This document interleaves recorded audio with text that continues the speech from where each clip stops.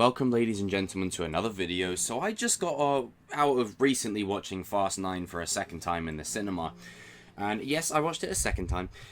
And I think I've come to a bit of a consensus on why it is that we go back to see these movies, no matter how stupid or ridiculous they're getting. I think there's a very specific reason. Now, obviously, we could say, Jacob, it's the cars, obviously.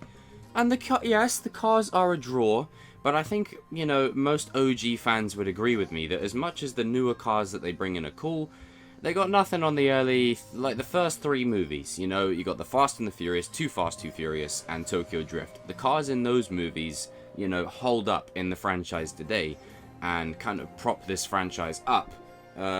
Because, you know, through the Skyline, through the Supra, you know, through the Eclipse, through the Mustang, you know, through the Charger, you know, those kind of cars, the Chevrolet Chevelle, you know, those kind of cars have become not just staples within the franchise itself, but within the world of the automobiles. You know, they have their place, especially JDM cars.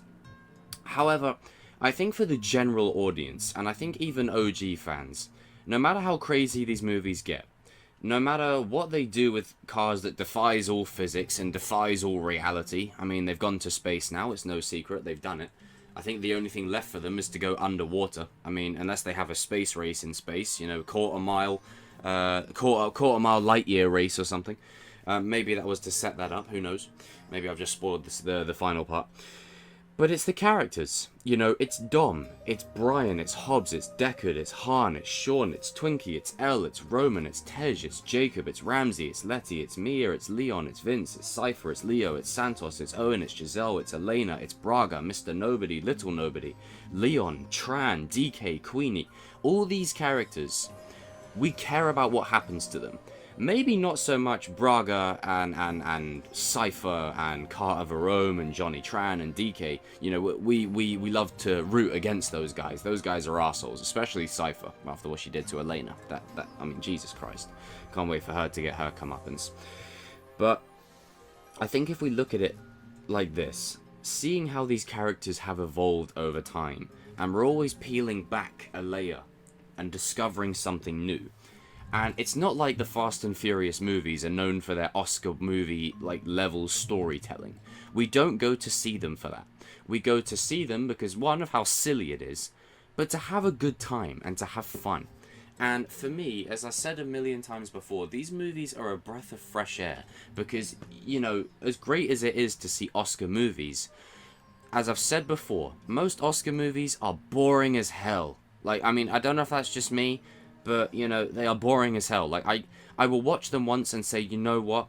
That was incredible. That was absolutely amazing. But it's not the kind of thing I'm going to throw on a rewatch on a Sunday afternoon while I'm having my tea and crumpets or my tea and biscuits, you know, and I just want to chill for a few hours. I want to shove Fast and Furious on. I want to hear the engines and the sounds coming through the speakers. I want to see quarter-mile races. I want to see references to earlier movies. And I'll just say this. How did the Fast and Furious saga have a better ninth movie than the Star Wars saga? How?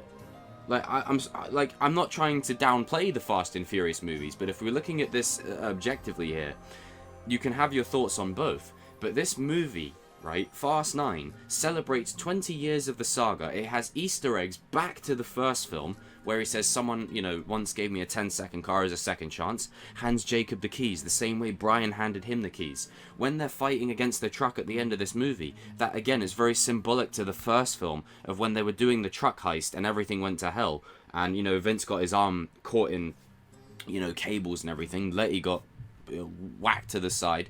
Leon then disappeared after that. But this movie was calling back to that, you know, that the family were taking down a truck 20 years later, but this time it's like some Batmobile, you know, war truck. You know, there's a full circle there.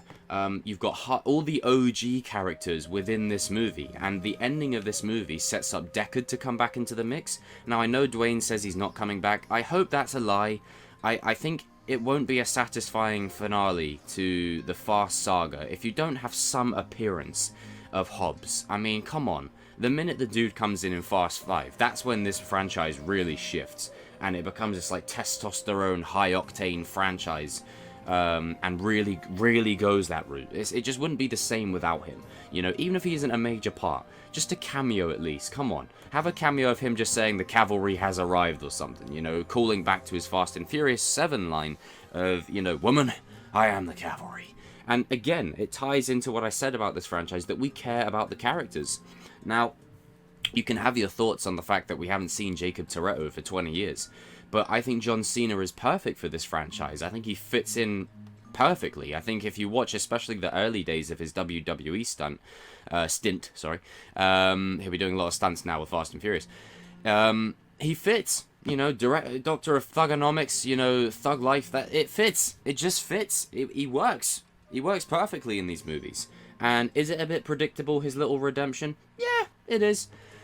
But another callback to the first movie is the Supra is a callback to the Supra that Brian used, but it's the, you know, it's the latest version. And it's got Han's, you know, livery and decoration on it. The orange and black, symbolic of his Tokyo Drift car, his Mazda RX-7. It's stuff like that. The level of care that goes into these movies gets overlooked because everyone's so consumed with how stupid it is. But there is a lot of care that goes into these movies. I've seen a lot of the behind the scenes of Fast 7, Fast 8 the last couple of days. And the amount of detail is insane. And one fun fact for you guys. Rewatch the barbecue scene at the end of Fast 9. Look at the clothes Dom's wearing. When was the last time he wore those clothes? The last time he wore those exact clothes was when he said goodbye to Brian. When Brian was, you know, when they retired the Brian character, when they said goodbye to Paul, and it was, you know, probably one of the most emotional scenes in cinematic history. It always will be. And he's wearing the clothes here, in the barbecue, because, again, it's very symbolic. He's bringing it full circle. We're now bringing Brian back into the fold. He's back with the family. And I know some people will have mixed feelings about that, but I think in anything you do in life, you can retire something, or you can move past. You can retire something, you can move past something, but that's their brother. Like, it's probably hard enough for them as it is to continue on without him. And that's probably the challenge that they faced, you know. And especially for a franchise that's whole theme is, I got family. You know, it's not the same. And of course, with them bringing Mia back into the mix, you knew Brian was going to come back in some way, shape, or form. Now, the level and capacity in which he'll be in Fast 10 and Fast 11, or Fast 10 Part 2, remains to be seen. If anything, I think it will be like a Cypher role in Fast 9, where you see him quite a bit, but he's in the shadows, and he has key scenes. That's what it will be, because it will be extremely expensive to you know, CGI him in for a whole movie. Like, it can get really pricey. But I think the brothers want this to happen. I think if you're going to round off the Fast saga, you need Brian. And I think we can all agree, hearing the skyline approach the Toretto house at the end of the movie, whoo, chills. And that wasn't done by accident. Because remember, Vin Diesel did say that this was to set up the Infinity War and Avengers Endgame of Fast and Furious. So expect 20 cars lined up in a row with Han's Tokyo Drift crew. You've got the Shaw family, you've got Hobbs's family, you've got the Toretto family. And they're all one family, even though they've all tried to basically kill each other across this franchise, which is very strange. But again, it ties into what I was saying about we care about these characters, and Fast 9's whole theme is they're invincible. No, they ain't. They're not invincible. And I think the scene at the beginning, now I look at why they did it, when Roman's running, and, you know, how is he not dead? Like, he's getting shot at from, like, 20 gunners. Like, nah, you're dead. But he survives, and then he takes out like 20 people with a standard AK by himself. And I think that's done on purpose to set up the question of, are these characters invincible? And no, they're not. The reason Han was brought back is because of the way Fast 8, and as much as I enjoy Fast 8, the way it handled the death of Han. Like, it was just like, okay, that's it, we moved on. And that's been a weakness of this franchise, if I'm being completely honest. Up until Fast 9. Fast 9 has made me feel like, yeah, right, we're actually acknowledging the characters have died. You know, after Fast 6, you don't really get much acknowledgement that Giselle died. Like, Han's the only one who died. Like, when Fast 6 ends, when the plane goes down, and everyone's reunited, Dom and Letty are back together, Brian and Mia are safe, and Han's just waddling alone. Like, there's no Giselle, nothing. And Mia asks him, where is she? She's gone. And then that's all they say with it. There's a deleted scene for Fast and Furious 7 that I think they should have kept in. I think it would have added a lot more gravity to it, that Giselle was the one who found Letty. I think that would have been a nice full circle for that character. You've got Vince in Fast 5, which, in my opinion, was the most wasted death in this franchise, because he's brought back, he works with the crew, he gets Brian's arc, he disappears till the end, he dies, and then that's it. It's like, whoa, this guy's OG. What are you doing? You donuts. I know some people will say Jesse's death was a waste, but you got to think that was when the franchise was when it's in its early beginnings, and around that time, drive-bys were a thing. You know, I mean, I don't know if they still are nowadays. I hope not. But you know, I mean, probably still are, but who knows? But drive-bys were real, you know, and that kind of stuff happened. So that death kind of, you know, it worked for what was being told. Elena's death, by far, is the most emotional in the franchise. That death was absolutely, like, you just want to, you hate Cypher to her core. So I cannot wait to see her get her due, because that was heartbreaking. But the way Fast 9 carries the theme over of, right, we're talking about Giselle, we're talking about Elena. When Roman says to Dom, you know, the woman who killed the mother of your child, it's like, finally, we're acknowledging that characters have died along the way. That's one thing I do love about this movie. I do hope that the next two movies, can you bring Leon back? Can you bring Leon back and bring his yellow skyline back with him? Bring Leon back. Where is the geezer? Can we at least address where he went? He's the OG family member. He's the only one that's left, besides the ones that are still here. Street's closed, pizza boy. Find another way home. But yeah, I do like how this movie is calling back to those roots, and it ties up little things in the saga. And again, the reason Han was brought back was because of the response to what Deckard Shaw had done. You know, and am I happy that Deckard Shaw isn't necessarily a bad guy and he's with the family? Yeah, I don't mind. Made for a cool fight scene. He saved Dom's kid.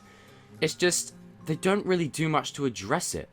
That he assassinated, right, if we're taking into the context of the situation into account, he assassinated Han. This was before we learned that Mr. Nobody saved Han. He tried to kill him. Hence the scene at the end of Fast 9 when Han approaches him at his door. Now, I know some articles have said that's for Hobbs and Shaw too. I disagree. I think that should be for the mainline films. I think the Justice for Han movement needs to be within the mainline films. And can we get a Tokyo Drift 2? No crazy outlandish stunts. Just give us fans one film. One racing film. One street racing film. Maybe DK comes back for revenge. You know, and you've got Han and Sean drifting together. And on that, with Fast 10 and 11, can we now get Sean drifting with the crew, please? Been waiting since 2006. Like, come on. But at least we're getting closer. But yeah, that's all I have to say in this video, ladies and gentlemen. It's the characters. These are the reasons we go back to these movies. The cars are cool, the stunts are crazy, the scores are like, Brian Tyler does a great job composing the score. He's got like the Tokyo Drift theme for Han, he's got the theme for Letty and Dom, the theme for Brian and Mia, Deckard Shaw's theme, Hobbs' theme. Brilliant composition. They always pick some real bangers to go in these movies, like absolute tunes. I mean, during the flashback race in this, you had Prodigy play. Well, you had a different version of Prodigy playing. But as Jacob and Dom are about to race and Prodigy plays in the cinema and it's blasting through, whoo, chills. But, yeah, it's the characters. These are the reasons we go back. You know, they're the reason, because we want to see how they evolve, how they grow. And I feel like with the finale approaching, I feel like Dominic Toretto is a cat. He's got like 9 lives.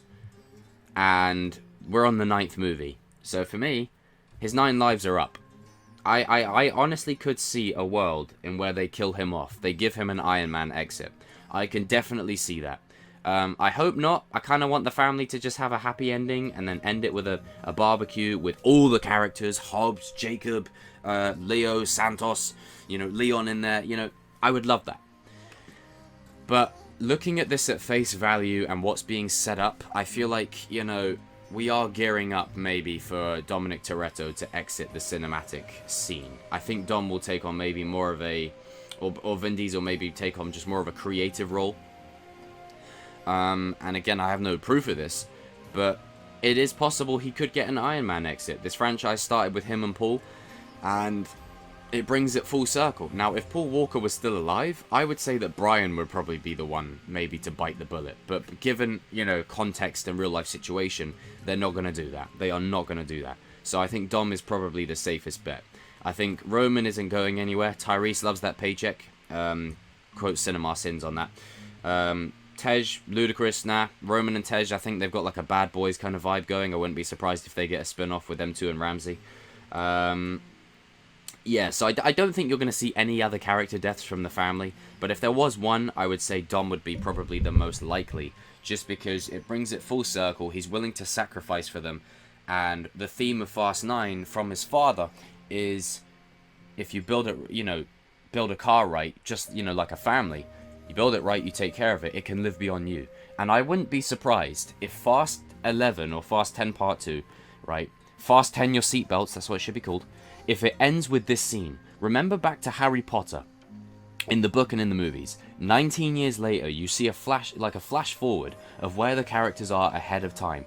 I think you're going to see that with the newer characters. You're going to see Mia and Brian's kids, Dom's kids, and you're going to see basically them taking the mantle. It's going to be like 20 years later. They're going to be street racing. It's going to end with a street race with the kids. 100%. I'm calling it now. You're going to have Dom's son driving. You're going to have Brian's son Jack driving. And maybe, you know, their daughter driving. You're going to have them doing a quarter-mile race. 100%. I'm calling it now. That is the ending. Hollywood, get me in one of these movies. Come on. There's only 2 left. Get me in these movies. But yeah, they've still got multiple spin-offs. They've got Hobbs and Shaw 2. I have no doubt a Tokyo Drift sequel is possible now that they've got the whole crew back together. Roman and Tej, they're definitely going to do something with that. They're doing an all-female, like sort of Fast and Furious crew thing. And that excites me more than an all-female Avengers one, because it's done much better in my opinion. And Letty, Mia, Ramsey, Elle, Queenie, you know, they're all compelling characters. And just fun to watch, you know. The scene in Fast 9 when they're beating up the dudes that are trying to come and kill them. It's funny, you know. I mean, it smacks him with a saucepan and, you know, all that kind of stuff. But yeah, it's great. So guys and girls, jump in the comment section down below. We're marching forward to 6k subs. Hell yes. And comment down below if you agree with me. Is it for the characters? Is it for the cars, the exotic locations? Because I think if we're being honest, the newer movies have more generic cars. You know, the earlier movies have more standout cars that have kind of become icons or iconic. You know, I remember watching a video on Craig Lieberman's channel, and he was talking about the Skyline and from Too Fast, Too Furious, and he said most people cringed at the time of putting, you know, muscle racing stripes on a Skyline. But it's crazy to think that all these years later, that's what gives it the appeal. Like, that's what makes it look so iconic, is the stripes and the neon blue. And also, I think he said something along the lines of the Evo and the Skyline were going to be used. And I think they floated around the idea of using the green Evo at the start of the movie and the Skyline in place of the Evo. I mean, come on, how much more? Like, as much as the Skyline racing at the start is cool, I think we can agree more Skyline. Like, the Evo's cool, but it looks like a cereal box, you know, to quote that guy in the second film. The Skyline is by far and above the best.